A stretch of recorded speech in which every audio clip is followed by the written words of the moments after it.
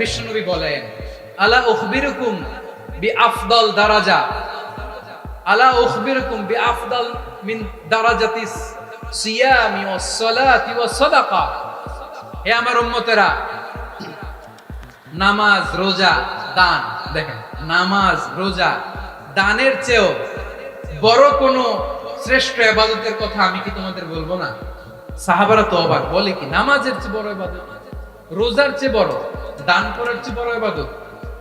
সাহাবীরা বললেন, বালা ইয়া রাসূলুল্লাহ। নবী বলেন, বিশ্বনবী বললেন, নামাজের চেয়েও বড়, রোজার চেয়েও বড়, যাকাতের চেয়েও বড়, সাদাকার চেয়েও বড় একটা ইবাদত আছে, আমি কি তোমাদের বলবো না? সাহাবারা বললেন, ইয়া রাসূলুল্লাহ, বালা, অবশ্যই বলবেন, সেটা কি? বিশ্বনবী বললেন, ইসলাহু যাতিল বাইন। দুইজন যখন ঝগড়া লেগেছে, তোমার দুই ভাই যখন ঝগড়া লেগেছে, এই দুইজনের মধ্যে বিরোধ মিটিয়ে মীমাংসা করে দেয়া হচ্ছে সবচাইতে সেরা কাজ। দুইজন ঝগড়া লাগছে, ইসলাহু যাতিল বাইন, দুইজনের মধ্যে মিলিয়ে দেয়া, এটা নামাজ, রোজা, সাদাকার চেয়ে বেশি সওয়াব। সুবহানাল্লাহ। এত আস্তে, হ্যাঁ? ওয়াত্তাকুল্লাহ ওয়া আসলিহু যাতা বাইনিকুম, সূরা আনফাল। আল্লাহ বলেন, আল্লাহরে ভয় করো, ঝগড়া লাগলে মজা নিও না, ওয়াত্তাকুল্লাহ, আল্লাহরে ভয় করো, ওয়া আসলিহু যাতা বাইনিকুম, মিলিয়ে দিও। তাহলে আমরা মিলায়ে দিব, রাজি আছেন তো? তাহলে আমরা এক উম্মাহ, এক উৎস থেকে এসেছি, এক দেহ, এক প্রাণ। আমাদের সম্পর্ক বড় মজবুত, সীসাঢালা প্রাচীরের মতো, কেউ টলাতে পারে না, কেউ ভাঙতে পারে না, ঠিক কি না? আবার আমাদের সম্পর্ক হলো ভাই ভাই। আমরা ঐক্যবদ্ধ থাকার জন্য দুনিয়ায় এসেছি। কেমন করে ঐক্যবদ্ধ থাকতে হয় দুনিয়াবাসীর শেখানোর জন্য এসেছি। আল্লাহ বলেন, ও নবী, শুধু মুসলমানের মধ্যেই ঐক্য করলে হবে না, প্রয়োজনে ইহুদি নাসারাদের সাথে ঐক্য গড়ে তোলো। কথা শুনতেছেন? প্রয়োজনে আহলে কিতাবদের সাথে ঐক্যবদ্ধ হওয়ার আদেশ দিয়েছে কে? সবাই বলতে হবে, আওয়াজ করে বলেন। আহলে কিতাব, ইহুদি নাসারাদের সাথেও প্রয়োজনে ঐক্যবদ্ধ হওয়ার ঘোষণা দিয়েছে কে? বিশ্বনবী মক্কা থেকে মদিনায় হিজরত করতে গেছেন, ওখানে ইহুদিদের সাথেও কোয়ালিশন করেছেন। সুবহানাল্লাহ পড়বেন না? বনু কাইনুকা, বনু নাদির, বনু কুরাইজা, এই তিনটা দলের সাথে বিশ্বনবী কোয়ালিশন করেছেন একসাথে। কিন্তু তাদের বিশ্বাসঘাতকতার কারণেই তারা বহিষ্কৃত হয়েছে মদিনা থেকে। বিশ্বনবীর এখানে কোনো দোষ নাই, বিশ্বনবী ঐক্যবদ্ধ হতে চেয়েছেন। আল্লাহ তাআলা নবীরে বললেন, নবী তুমি তাদেরকে বলো, ও আহলে কিতাবের ভাইয়েরা, ইহুদি নাসারারা, এসো এসো এসো, আমরা এমন একটা বিশ্বাসের প্রশ্নে একত্রিত হই, যে বিশ্বাস তোমাদের নবীরাও প্রচার করেছে, যে বিশ্বাস আমিও প্রচার করি, যে বিশ্বাসের কথা তোমাদের পবিত্র ধর্মগ্রন্থগুলোতে রয়েছে, আবার যে বিশ্বাসের কথা আমার কোরআনের মধ্যেও রয়েছে, আসলে ওই কথায় আমরা একত্রিত হই। সুবহানাল্লাহ। তাহলে ভিন্ন ধর্মী তাদের সাথে যখন আমরা ঐক্য করব, কিসের উপর ঐক্য? একটা কমন ফেইথ, একটা মৌলিক বিশ্বাসের উপর ঐক্য। আল্লাহ তাআলা বলছেন, কুলিয়া আহলাল কিতাবি তাআলাউ ইলা কালিমাতিন সাওয়াইন বাইনানা ওয়া বাইনাকুম আল্লা না'বুদা ইল্লাল্লাহ ওয়া লা নুশরিকা বিহি শাইআ ولا يتخذ بعضنا بعضا أربابا من دون الله فإن تولوا فقولوا اشهدوا بأننا مسلمون. পড়েন আল্লাহু আকবার। রব্বুল আলামিন বিশ্বনবীকে ডেকে বললেন, নবী তোমার প্রতিবেশী ইহুদিদেরকে ডেকে বলো, তাআলাউ ইলা কালিমাতিন সাওয়াইন বাইনানা ওয়া বাইনাকুম, ও ইহুদিরা, আসো এক টেবিলে বসি, আসো এমন একটা কথার উপরে আমরা সবাই একমত হয়ে যাই, যেই কথা তোমরাও মানো আমরাও মানি, সেটা হচ্ছে আল্লাহ ছাড়া আমরা কারো ইবাদত করব না, আমরা সবাই মিলে ইবাদত করি একজনের, তিনি কে? আল্লাহ ছাড়া কারো ইবাদত চলবে না, আল্লাহর সাথে আমরা শরীক করব না, আল্লাহ ছাড়া নিজেরা নিজেদেরকে রব হিসেবে মানব না। এই তিনটা বিষয়ে যদি একমত হও, চলো আমরা একসাথে বসি, আমরা ঐক্যবদ্ধ হই। পড়েন সুবহানাল্লাহ। তাহলে দেখেন, ঐক্য কি শুধু মুসলমানদের মধ্যে না, প্রয়োজনে অন্য ধর্মের সাথে ঐক্যবদ্ধ হতে হয়। শেষ? আপনাদের ওয়াজ শেষ নাকি? হ্যাঁ, আমি শেষ করে দিই, অনেক রাত হয়েছে। বসতেছে এরকম ওঠা বসা কেন রে ভাই? এজন্যই বড় মাহফিল গুলো পছন্দ হয় না। লক্ষ লক্ষ মানুষ আসবে, ওঠা বসা ধাক্কা ধাক্কি মারা মারি পুরো মাইন্ডসেটটাই নষ্ট করে দেয়। আল্লাহর ওয়াস্তে করে বলার পরও এরপরে উঠতেছে, দাঁড়াচ্ছে। কে বলছে আপনাদেরকে 2 দিন আগে আসতে? রাতে মাহফিল বা দুপুরে মাহফিল, সকালবেলা চলে আসবেন, দুপুরে চলে আসবেন, জায়গা নাই পিছনে একটু দেখে চলে যাবেন। এই যে আগামীকালই তো এটা ইউটিউবে চলে যাবে। এই যে মুনকার নাকির কেরামান কাতিবিন শত শত হাজার হাজার চলে আসছে, এরা রেকর্ড করে কালকে ছেড়ে দিবে, পেয়ে যাবেন। তো এখানে ধাক্কা ধাক্কি মারামারি ওঠা বসা এটা ঠিক না। নিয়ম হচ্ছে যারা আসছেন শেষ পর্যন্ত বসে থাকবেন। এটা কোরআনের মাহফিল। কোরআনের মাহফিলের কোনো আদবই আমরা রক্ষা করতে পারিনি। আল্লাহ আমাদেরকে মাফ করুন, আল্লাহ ক্ষমা করুন। ধাক্কা ধাক্কি মারামারি করে ওঠা বসা করে মাহফিলের সৌন্দর্য আমরা নষ্ট করে দিচ্ছি। আল্লাহর রাস্তায় কয়েকটা মিনিট বসেন। আমি মনে করতেছি এই কথাগুলো খুব গুরুত্বপূর্ণ। মাত্র আর 2-1টা কথা বলে আমি শেষ করে দেবো ইনশাআল্লাহ। আর দেরি করবো না, 2-1 মিনিট। একটু বসেন, একটু বসেন, মেহরবানি করে। প্রিয় ভাইরা, ঐক্য, আমার দিকে তাকান। আল্লাহর রাস্তে মুখ দিয়ে একটা আওয়াজ উচ্চারণ করবেন, আল্লাহর রাস্তে। চলে যেতে চাইলে চলে যান। আল্লাহর রাস্তে শব্দটা যদি কারো কানে যায়, আল্লাহর নামের ওসিলায় আল্লাহর রাস্তে মুখ দিয়ে আওয়াজ করবেন। আমার দিকে তাকান, আল্লাহর রাস্তে, আল্লাহর রাস্তে। যদি পরিস্থিতি কখনো এমনও হয়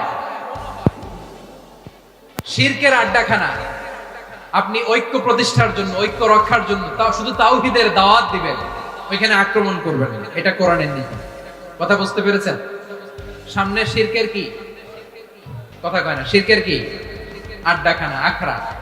কিন্তু ঐক্য বজায় রাখার জন্য, গৃহযুদ্ধ এড়ানোর জন্য আপনি শুধু এটা যে শিরক, এটা হারাম, এটা থেকে তোমরা বেঁচে থাকো, শুধু দাওয়াত দিবেন, আপনি আক্রমণ করবেন না। এটা কোরআনের বিধান। সুবহানাল্লাহ কইবেন না? এই চমৎকার ঘটনাগুলো আল্লাহর সাথে সরাসরি কথা বলতেন। ওয়াকাল্লামাল্লাহু মুসা তাকলিমা। সুবহানাল্লাহ পড়েন, আওয়াজ করে সবাই বলেন সুবহানাল্লাহ। এখন বনি ইসরাইল হচ্ছে পৃথিবীর সবচেয়ে গোয়ার জাতি। তারা বলে, মুসা তুমি যে আল্লাহর সাথে কথা বলো আমরা তো দেখি না, তুমি যে কথা বলো আমরা তো শুনি না, তো কি করতে হবে? বনি ইসরাইল বলে, আমাদের মধ্য থেকে 70 জন নিয়ে যাইতে হবে তোর পার। ওরা আয়েশা যদি কয় হ্যাঁ আমরা শুনছি, তাহলে বিশ্বাস করবে। কত বড় ডাকাত দেখছেন বনি ইসরাইল। এদের যে গোয়ার জাতি নাই, এত গোয়ার তুমি করেছো মুসা আলাইহিস সালাম। তুমি যে আল্লাহর সাথে কথা বলে আমরা তো দেখি, কি করব? 70 জন আমাদের বন্ধু বান্ধব যে যদি দেখে তারা বলবে ওকে আসো, 70 জন আসো। 70 জন নিয়ে গেল। মুসা আলাইহিস সালাম হারুন আলাইহিস সালামকে খেলাফা দিয়ে গেলেন, আল্লাহ ওনাকে নবী বানালেন।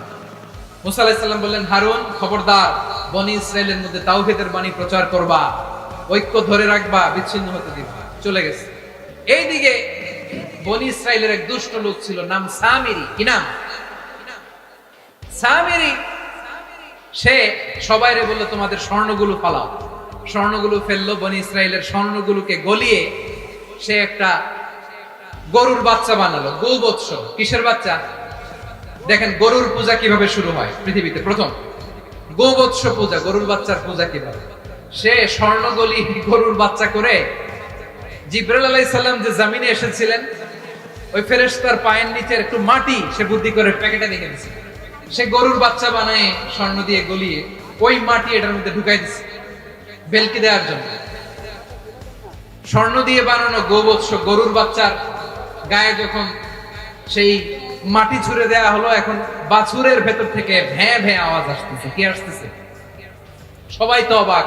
সামিরি বলে, আরে তোমরা যে 70 জন দিয়ে মুসা আলাইহিস সালামরে পাঠাইছো, ওইদিকে এত ঘুরতেছে, আল্লাহরে খুঁজে পায় না, আল্লাহ তো এটার ভিতরে ঢুকছে। নাউজুবিল্লাহ বলবেন না? তোমরা যে 70 জন দিয়ে পাঠাইলা, 70 জন নিয়ে মুসা আলাইহিস সালাম খালি ঘুরতেছে, আল্লাহরে পায় না। পাবে কেমনে? আল্লাহ তো নাউজুবিল্লাহ এটার ভিতরে। সেজদা দাও। এই সেজদা দিয়ে আল্লাহর নবী হারুন আলাইহিস সালাম বললেন, খবরদার, এটা সুস্পষ্ট শিরক। আল্লাহ সব গুনাহ মাফ করে, শিরকের গুনাহ মাফ করে না। খবরদার, তোমরা থামো। কে শুনে কার কথা? এই যে যেমন এখন আপনারা আমার কথা শুনতেছেন না? শুনতেছেন?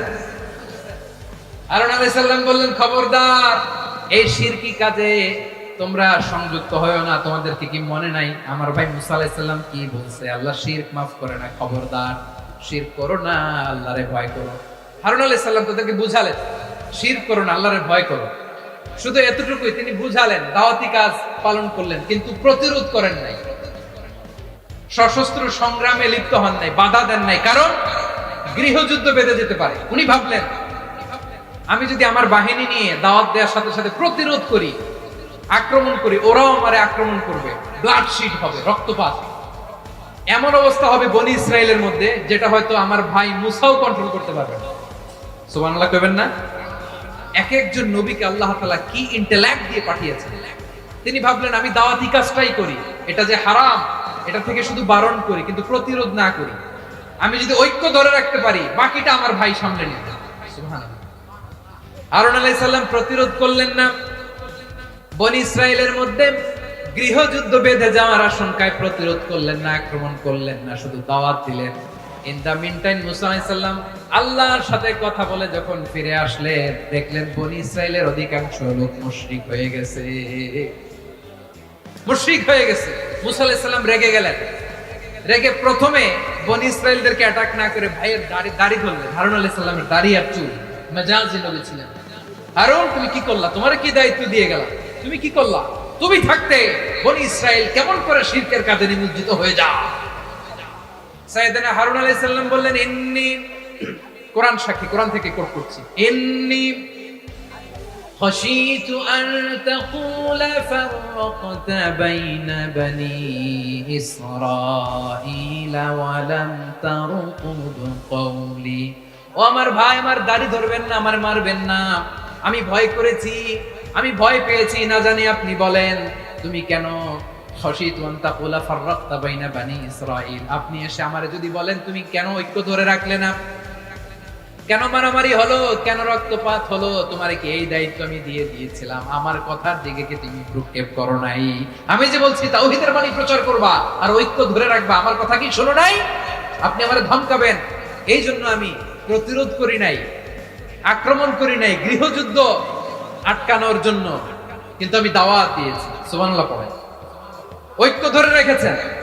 মুসা আলাইহিস সালাম মুহূর্তেই সামিরীকে আক্রমণ করলেন, অ্যাটাক করলেন, শাস্তি দিলেন। মুহূর্তেই ওই গোবৎস গরুর বাছুরকে ভেঙে চুড়ে মেসাকার করে সাগরের মধ্যে ভাসিয়ে দিলেন। পুরো বনি ইসরায়েলকে আবার তাওহীদের উপর প্রতিষ্ঠিত করলেন। পড়েন সুবহানাল্লাহ। এই ঘটনা থেকে শিক্ষা কি? শিক্ষা হচ্ছে আপনি শিরকের আড্ডাখানা দেখলেও বৃহৎ স্বার্থে তাওহীদের দাওয়াত দিবেন, প্রয়োজনে আপনি ঐক্য নষ্ট করবেন না। সুবহানাল্লাহ পড়বেন না? তাহলে ঐক্যের গুরুত্ব বেশি না কম? বলেন, আওয়াজ করে বলেন। ওয়াতাসিমু বিহাবলিল্লাহি জামিআ, আল্লাহর রশিকে আঁকড়ে ধরো।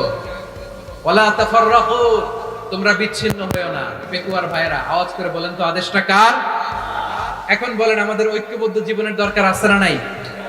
এই যে ডক্টর মোহাম্মদ ইউনূস আমাদের লিডার, উনি যে আমাদেরকে জাতীয় ঐক্যের আহ্বান জানিয়েছে, ওনার আহ্বানে আমাদের সাড়া দেওয়ার দরকার আছে না নাই? রাজনীতিবিদদের যে ডাকছে, খুশি লাগে নাই আপনার? আলেমদের ডাকছে, খুশি লাগে নাই? আলহামদুলিল্লাহ বলবেন না?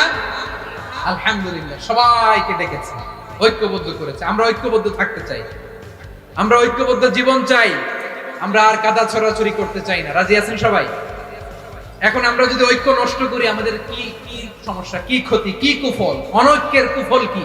কয়েকটা কুফলের কথা বলে শেষ করব। প্রিয় ভাইরা, what are the drawbacks and disadvantages of division, social and political division in the society?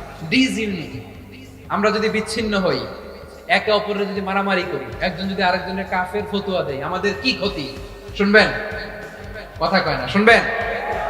এক নাম্বার ক্ষতি হচ্ছে আমরা যদি বিচ্ছিন্ন হই, আমাদের শক্তি কমে যাবে, আমাদের পাওয়ার আমরা হারাবো। আমাদের কি হারাবো? পাওয়ার। মনে রাখবেন, যখন আমি একা থাকি তখন আমি ব্যক্তি, যখন আমরা সবাই মিলি তখন আমরা শক্তি। এই শক্তি নিয়ে আমাদের সামনে এগিয়ে যাওয়ার দরকার আছে না নাই? তাহলে আমরা যদি নিজেরা বিরোধে লিপ্ত হই, আমাদের ক্ষমতা, পাওয়ার ছুটে যাবে। আমরা এই পাওয়ার হারাতে চাই না, ঠিক কিনা বলেন? রব্বুল আলামিন ঠিক তাই বললেন। রব্বুল আলামিন বললেন, খবরদার, ওয়াতিউল্লাহ ওয়া রাসূলাহু ওয়া লা তানাযাউ ফাতাফশালু ওয়া তাযহাবা রিহুকুম ওয়াসবিরু ইন্নাল্লাহা মা'আস সাবিরিন। আল্লাহর আনুগত্য করো, নবীর আনুগত্য করো, কিন্তু খবরদার নিজেরা বিরোধে লিপ্ত হয়ো না, নিজেরা মারামারি করো না, তাহলে তোমাদের শক্তি কমায় দিবে কে? ফাতাফশালু, তোমরা সাহস হারাবা, ওয়াতাযহাবা রিহুকুম, তোমাদের শক্তি কমে যাবে, পাওয়ার কমে যাবে। তাহলে আমরা যদি নিজেরা মারামারি করি, আমরা নিজেরা যদি বিচ্ছিন্নতায় লিপ্ত হই, আমরা যদি মতানৈক্য করি, তাহলে আমাদের শক্তি কমে যাবে, ঠিক কিনা? আমরা শক্তি কমাবো। আচ্ছা, ছোট্ট একটা বাঁশের কঞ্চি যদি আপনারা দেয়, পায়ের মধ্যে ধাক্কা দিয়ে ভাঙতে পারবেন না? এরকম বাঁশের কঞ্চি যদি 20টা একসাথে জোড়া লাগায় দেয়, ভাঙতে পারবেন? কথা বুঝে নাই মনে হয়। চিকন একটা বাঁশের কঞ্চি দিলে ভাঙা যাবে না? এরকম চিকনই 20টা বাঁশের কঞ্চি একসাথে লাগাই দিলে ভাঙতে পারবেন? কারণ যখন আমি একা থাকি তখন আমি ব্যক্তি, যখন আমরা সবাই মিলি তখন আমরা যেন শক্তি না হারাই। আমরা বিরোধে লিপ্ত হলে আমাদের শক্তি কমে যাবে। এই হচ্ছে 1 নম্বর ডিসঅ্যাডভান্টেজ। 2 নম্বর ডিসঅ্যাডভান্টেজ হচ্ছে আমরা নিজেরা বিরোধে লিপ্ত হলে অন্যরা আমাদের মাথায় কাঁঠাল ভেঙে খাইতে সুবিধা হয়। কথা বুঝেন নাই? আমরা যদি বিরোধে লিপ্ত হই তাহলে পরাশক্তিগুলোর সুবিধা, তখন আমাদের কাউকে দিতে হবে ট্রানজিট, কাউকে দিতে হবে সেন্ট মার্টিন, কাউকে দিতে হবে দেশের অর্ধেক। চিল্লায় বলো ঠিক কিনা? নিজেদের প্রবলেম সলভ করার ক্যাপাসিটি আমাদের আর থাকে না। আমরা যদি বিরোধে জড়াই, আমার কলিজার টুকরা পেকুয়ার ভাইরা, আমরা বিরোধ করব না, আমরা বিচ্ছিন্ন হব না। নিজেরা বিরোধে জড়ালে পরাশক্তিগুলো আমাদের মাথায় কাঁঠাল ভেঙে খায়। তখন ভারতের পিছনে দৌড়াতে, আমেরিকার পিছনে দৌড়াতে আমাদের জুতার তলা ক্ষয় হইয়া যাইবে। নিজেদের প্রবলেম সলভ করা যাবে না। আমরা যদি অন্যের পিছনে না দৌড়াতাম আর এই বিরোধকে থামাতে পারতাম, বাংলাদেশ আজকে যেখানে আছে তার কমপক্ষে 50 গুণ সামনে থাকতো। চিল্লায় বলেন ঠিক কিনা? তাহলে 1 নাম্বার ক্ষতি হচ্ছে আমাদের পাওয়ার লেস হয়ে যায়, আমরা দুর্বল হই যদি আমরা বিরোধ করি। 2 নাম্বার হচ্ছে পরাশক্তিগুলোর সুবিধা নেই। 3 নাম্বার হচ্ছে আমাদের উন্নয়ন, দেশের উন্নতি, অগ্রগতি, এটা স্থবির হয়ে যায়, এটা বাধাগ্রস্ত হয়। প্রিয় ভাই, ইউনিটি, ঐক্য হচ্ছে একটা দেশের উন্নয়নের মূল ভিত্তি। 2 জন কইছে ঠিক। এদিকে এখন কয়েকজন কইছে ঠিক। ঐক্য হচ্ছে একটা দেশের, জাতীয় ঐক্য হচ্ছে কোন দেশের উন্নয়ন অগ্রগতির মূল ভিত্তি, ঠিক কিনা বলেন? ইউনিটি অফ এ কান্ট্রি, এটা হচ্ছে একটা সাস্টেইনেবল ডেভেলপমেন্ট, সোশ্যাল স্ট্যাবিলিটির জন্য এটা অনেক গুরুত্বপূর্ণ। এজন্য বিরোধের কোনো স্থান আমরা দিব না, আমরা ঐক্যবদ্ধ থাকবো ইনশাআল্লাহ বলেন। আর কখনো কাউরে কাফের বলে গালি দিবেন? তুই জাহান্নামী বলবেন? ঝগড়া লাগলে লাগাই দিবেন? তাহলে কি করবেন? মিলায় দিব। আওয়াজ করে বলেন কি করব?